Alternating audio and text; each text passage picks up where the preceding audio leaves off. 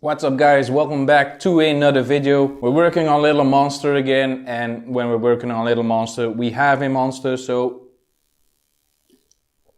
let's get right into it. So as I told you in the previous video, today we're gonna work on the bracket. Finish the bracket first before we do anything else. Not gonna do anything else before the bracket is in. So let's get right into it. So what I'm first gonna do, I'm gonna strap the bike, because that is what we always do. We strap in the bike to make it easier to work on. You guys all know it, because it's gonna be easier to grind when the bike is completely strapped in. At least I find it much more handier when the bike is strapped in.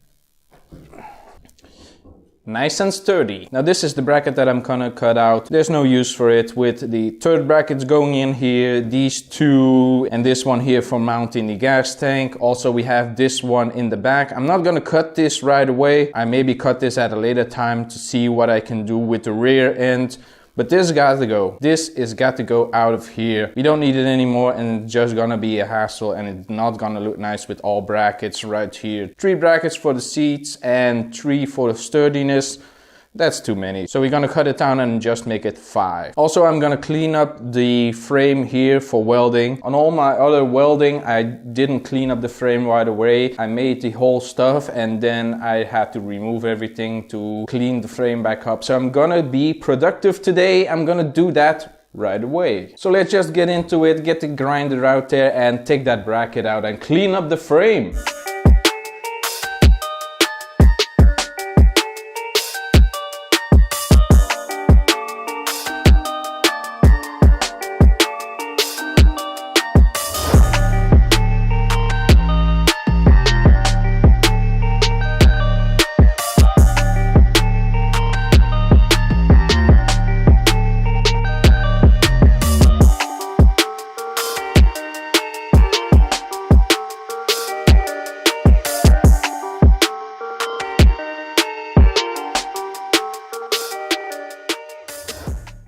So after some grinding, the support is out of here. It looks nice and clean. It looks like nothing was in there before, but now we need to weld in a new bracket. But first, we're gonna mount the seat again. Here's the seat and the nuts. Still fits perfectly.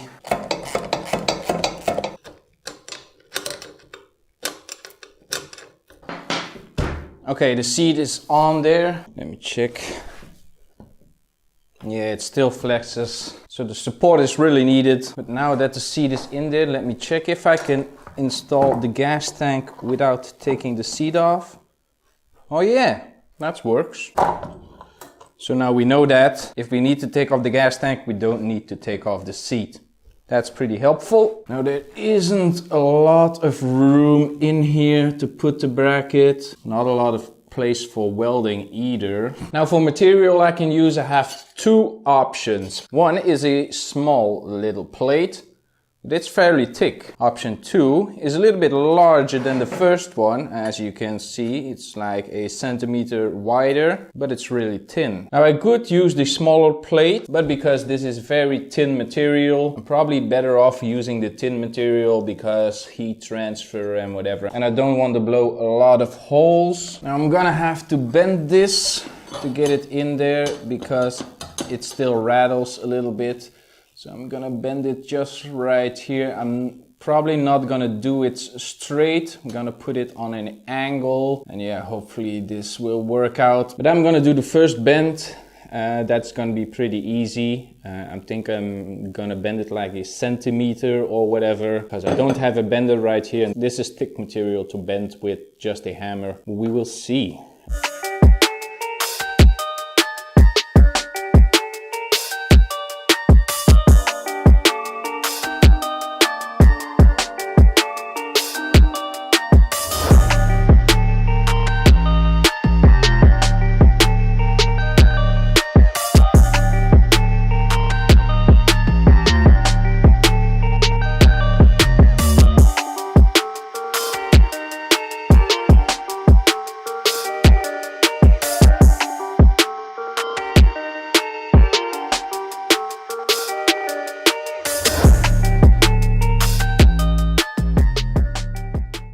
Okay, the bracket is on there, and guys, I am improving in TIG welding. Let me show you my best weld ever and all the time that I ever welded before. TIG, MIG or stick. This is the perfect weld that I ever done. You saw the video last week, maybe you saw the Instagram post of rate my weld, but this one is better. I'm absolutely happy. I was shocked myself when I saw this weld, so let me show you. So this is not the perfect weld. This is the second weld I did. This one is not that perfect, but it's better than before. Perfect one is over there. Let me show you. Would you look at that? Nice and clean, absolutely perfect. The best weld I ever did. I'm not concerned about this hole. Yeah, this looks absolutely amazing. Wow. I'm pretty stoked on that. So now the seat can be bolted on and I'm not worried of it sagging too much and breaking the seat. We can actually sit on the bike right now, at least when I put everything back together. So that is what I'm gonna do. I'm gonna put in the rear wheel and the engine because I want to start working on the exhaust, and to put that in and get a better view of what I need to do, the engine has to be in and the tire needs to be in. So I can align the engine with the sprocket on the wheel, and then we can start working on the exhaust. So we're getting a little step closer to finishing it. Still a lot of work. So now I'm gonna crack on with it, put some stuff on the bike and make it look like a bike again.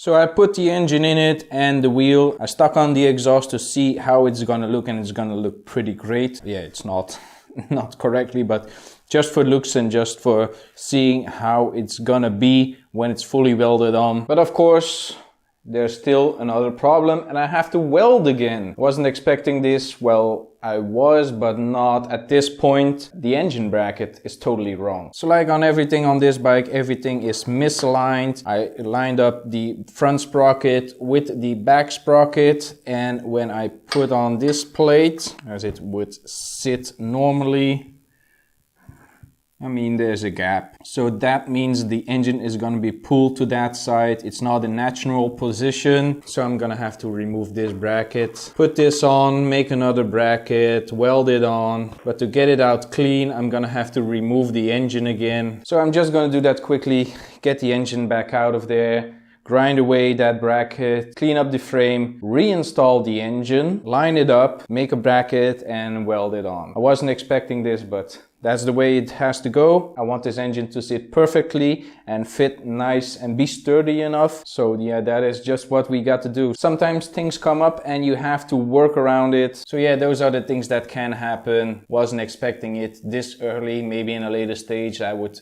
have to remove it, but now it's just get the exhaust on there. The engine has to be mounted perfectly. Can't because of that bracket. So yeah, but yeah, I'm pretty tired. I've been working on this a very long time, and yeah, I'm pretty tired. I think I'm gonna take a 5-minute nap, so see you in 5 minutes. What's up guys, welcome back to another video. As you can see, I stripped the frame completely down. We did the test ride. Now we're gonna do one better. Today we're gonna start putting the new engine in it. And I got the engines right here that I wanna use. But first let me get the old one. Now this is the old engine, or it's gonna be the old engine. It's very small, it's puny. We don't need it anymore. I got something better. The RCX engine. How cool would it be if we can fit it in like this? That's not gonna work. Maybe like this. Yeah, a big engine in a small bike. That looks absolutely amazing. Get a radiator right here and all. Oh wait. Oh, we got a problem. As we know from the RCX, it has a variable transmission. So the engine needs to pivot to make more speed. And that's gonna be a little bit tricky, but I have a better idea. Now I have a different engine. And this could work. I've been sitting on this engine for like 16 years and I think this could work. Let me introduce you, maybe once or twice been shown on this channel, the MBK 51 engine. Now it's a small engine, it got everything it needs. It got a cylinder, the cylinder isn't stuck. We got some decent compression, we got our wires right here, we got our clutch over here. Could we install this on this bike? I think that would be pretty easy. Let's just mark it up and let's see. Now this could work like this. Propped it up like here. Get a spring going to get tension on the belt. Yeah, this looks perfect. As you can see, this engine would work perfectly on this bike. Remove this tab. Get a spring right here so the engine can pivot like this. On the back wheel, instead of a chain, we use a belt. We're gonna have to use a custom belt, but should be easy to find. I'm just gonna get in touch with my motorcycle supplier. Yeah, this could totally work. Now the intake, yeah, we can fix that. We can do whatever. Now the exhaust could work also easily. We can make this. And speaking of exhaust, now I have this massive pipe right here. Of course, I'm gonna cut off this part, but maybe something like this. The exhaust goes through here, sits like that. Of course, without this, but it shoots out straight. We can connect it on the underside and go to the exhaust port. So this could totally work. We can put a 50cc engine into this pocket bike and make it run even better than before, make it go a little bit faster. But yeah, I'm all down for it. So let's start cutting, fabricating, and get this bike up to speed. Oh dear God, no. Thank God it was only a dream.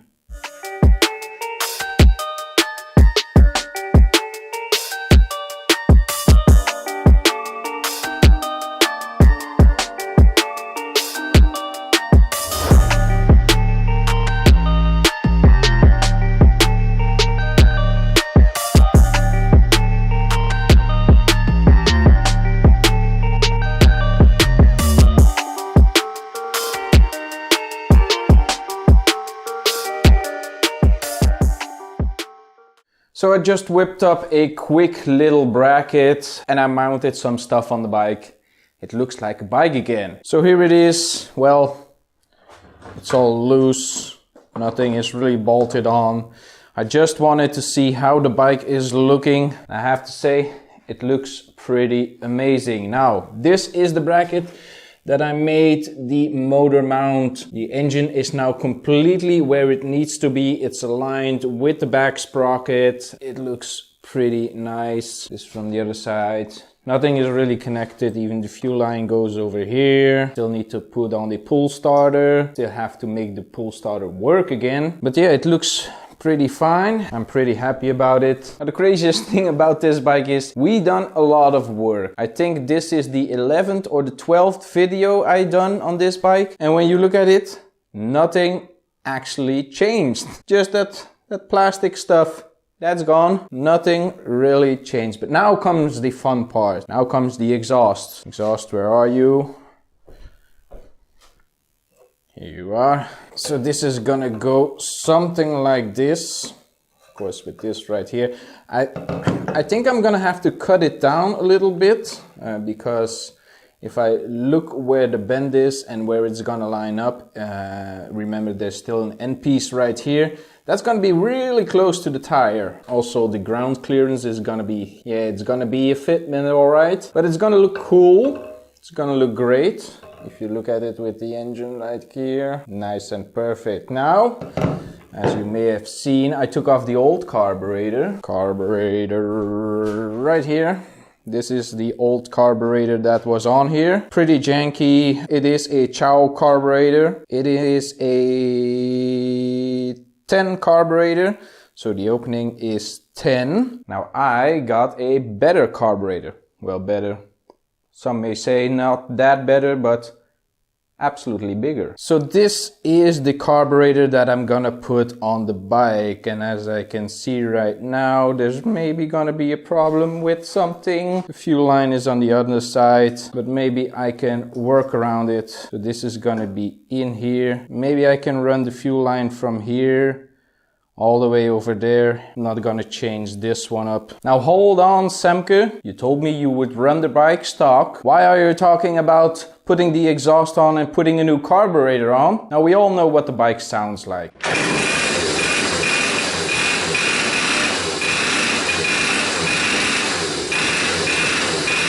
Nothing special, we're gonna see no difference, the bike is just gonna run. Now if I decide, hey, I'm gonna put all the old stuff on there, I have to tune it. After that, I'm gonna put on the new carburetor. Then I'm gonna have to tune it again. So I think it's better to make the bike completely as I want it, with the new carburetor and the new exhaust, and then tune it that way. That's gonna save us like a couple of videos. So I'm gonna have to make a new intake manifold. As you've seen in a video like a year ago, I made a new intake manifold. Actually, I made 2 of them. Not the prettiest, but it will work. A bigger intake should be good. But I'm gonna have to make another one because I don't want to cut up that intake. Maybe I could sell it to someone or give it to someone who wants to put a Ciao carburetor on their pocket bike. So I'm gonna make one from scratch. Now to make some from scratch, I have to have materials. And this is where the bike goes back to its roots. Now as you all know, I don't have a big supply of metal, but I got this. This is one of the original tubes that I used to make the first intake for this bike. So I'm gonna make one out of this. Now it looks pretty old and pretty janky, so I'm gonna have to clean it up, but I checked the measurements of the carburetor and this tube and it should actually work. So I'm gonna machine it all down to the right spec that I can fit on the carburetor and also the inside diameter. Now I can't do that from here because I don't have the right machinery to do it. So I'm gonna go to a place where they have the machinery and I'm gonna make it myself. Maybe there's gonna be footage, maybe not, so we will see. Now if you wanna do this for yourself, let me show you how I got the measurements. So you take your trusty calipers and your carburetor that you wanna fit on. And first we're gonna measure the outside diameter, and when we measure on this one, it is 19. Now we can see the inside diameter where the carb opens up.